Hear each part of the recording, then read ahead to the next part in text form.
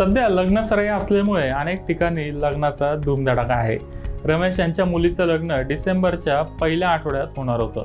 घरात आनंदाचं वातावरण होतं। त्यांनी चांगला हॉल बुक केला होता, सगळी शॉपिंग केली होती। लग्नाची तयारी जोरात चालू असताना त्यांच्या आईला हार्ट अटॅक आला, त्यामुळे आईला हॉस्पिटलमध्ये ॲडमिट करावं लागलं। आपल्या घरातली व्यक्ती आजारी असल्यामुळे त्यांना लग्न पुढे ढकलावं लागलं। आता त्यांच्या आईला हॉस्पिटलमधून डिस्चार्ज मिळालाय। मेडिक्लेम असल्यामुळे उपचारासाठी त्यांना खर्च करावा लागला नाही, मात्र लग्न 1 महिना पुढे गेल्यामुळे त्यांना 3 लाख रुपयाचा फटका बसला। हॉस्पिटलचा खर्च करायला लागू नये म्हणून मेडिक्लेम काढायचा हे आपल्या सगळ्यांनाच माहीत आहे। तुम्हाला कदाचित माहीत नसेल, पण घरात लग्न असेल तर त्याचाही इन्शुरन्स काढता येतो। याला वेडिंग इन्शुरन्स असं म्हणतात। रमेशनी वेडिंग इन्शुरन्स काढला असता तर त्यांना 3 लाख रुपयाचं नुकसान झालं नसतं। वेडिंग इन्शुरन्सचा खरंच फायदा होतो का, कोणत्या केसमध्ये क्लेम मिळतो आणि त्याचा प्रीमियम किती असतो याबद्दल सविस्तर माहिती जाणून घेऊया। घरातली एखादी व्यक्ती आजारी पडली किंवा अपघात झाला, मौल्यवान वस्तूंची चोरी झाली किंवा नैसर्गिक आपत्ती आली आणि या कारणांमुळे लग्न कॅन्सल करावं लागलं किंवा पुढे ढकलावं लागलं तर ही जोखीम कव्हर करण्यासाठी वेडिंग इन्शुरन्स कामी येतो। लग्न हा प्रत्येकाच्या आयुष्यातला महत्त्वाचा टप्पा असतो। मुलांच्या लग्नासाठी लोक अनेक वर्षापासून पैसे साठवतात। लग्नात सगळ्या इच्छा पूर्ण करायच्या असतात आणि घराची प्रतिष्ठा देखील जपायची असते। लग्नासाठी हॉल, डेकोरेशन, ब्युटिशियन आणि सगळ्यात महत्त्वाचं म्हणजे केटरिंग सर्व्हिस 2 ते 3 महिने आधी बुक करावे लागतात। कपडे आणि दागिने यासाठी लाखो रुपये खर्च करावे लागतात। भारतात 23 नोव्हेंबर ते 15 डिसेंबर या दरम्यान तब्बल 38 लाख लग्न पार पडल्याचा अंदाज आहे।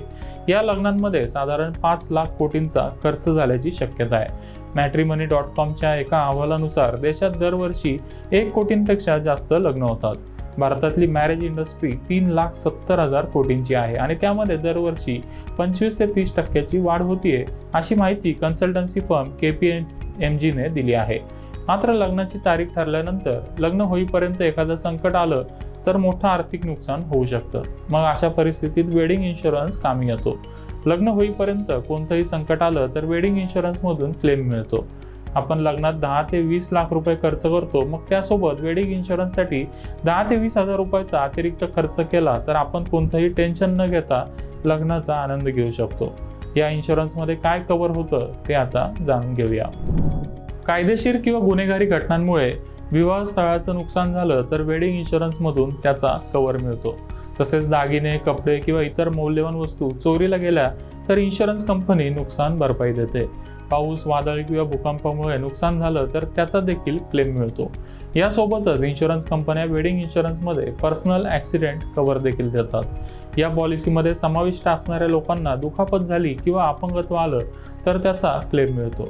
मात्र काही विशिष्ट परिस्थितीत वेडिंग इन्शुरन्समधून क्लेम मिळत नाही। कोणत्याही प्रकारच्या कौटुंबिक वादामुळे विवाह सोहळा रद्द झाला तर इन्शुरन्स कंपनी नुकसान भरपाई देणार नाही। लग्नादरम्यान निष्काळजीपणामुळे किंवा जाणून बुजून नुकसान झालं असं इन्शुरन्स कंपनीला वाटलं तर नुकसान भरपाई मिळणार नाही। तसेच आत्महत्या किंवा आत्महत्येचा प्रयत्न केला तर पॉलिसीमधून क्लेम मिळत नाही। Future generally, ICICI Lombard, HDFC Ergo, Bajaj, Allianz, general insurance सारख्या कंपन्या सध्या वेडिंग इन्शुरन्स ऑफर करतात। पॉलिसीचा कव्हर तुम्ही स्वतः ठरवू शकता। तुम्ही लग्नासाठी जेवढा खर्च केलाय साधारण तेवढाच कव्हर घेतला पाहिजे। कव्हरच्या साधारण 1 ते 1.5% तुम्हाला प्रीमियम भरावा लागेल।